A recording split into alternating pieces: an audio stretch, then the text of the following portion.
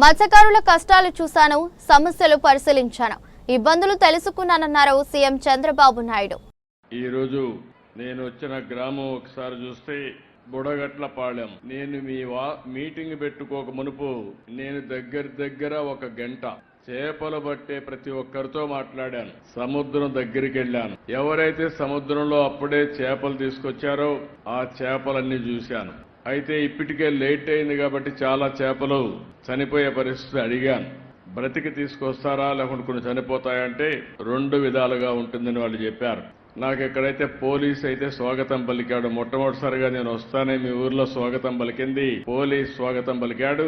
Police ఎట్లయితే బందోబస్తుగా వస్తారో దానికంటే సమర్థవంతంగా అన్ని నాకు ఎక్స్ప్లెయిన్ చేశాడు, మీ సమస్యలన్నీ.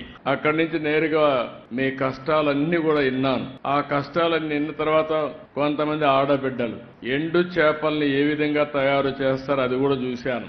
ఎవరైనా చేపలు ఎక్కువగా వచ్చినప్పుడు అవి మిగిలిపోతే ఆ చేపల్ని ఏ విధంగా ఎండబెట్టాలో ఎండబెట్టి మళ్లీ ఆ చేపలను నెత్తిన పెట్టుకొని గ్రామం పోయి అమ్ముకొని మళ్లీ ఇక్కడికి వస్తున్నారు. వాళ్ళ కష్టాలు చూశాను. అక్కడి నుంచి నేరుగా బోట్ ఏ విధంగా రిపేర్ చేస్తారో పడవలు అది కూడా చూశాను. ఈరోజు చిన్న స్పేర్ పార్ట్స్ కూడా లేకుండా ఎక్కడికో పోయి శ్రీకాకుళం విశాఖపట్నం పోయి తెచ్చుకునే పరిస్థితి ఉంది.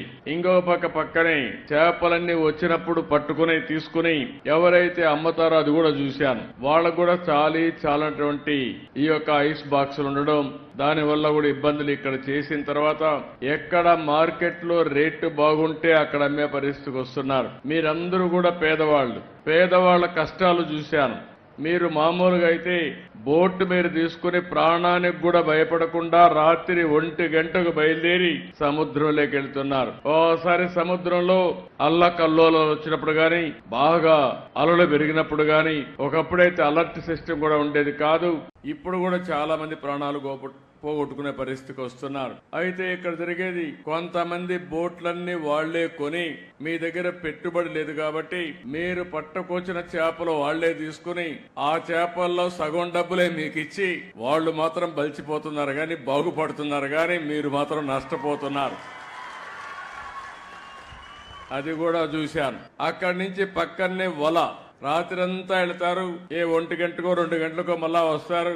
అయిన తర్వాత వలంతా కూడా పోతే దాన్నంతా మళ్ళా కట్టుకోవాలి. అది కూడా చూశాను.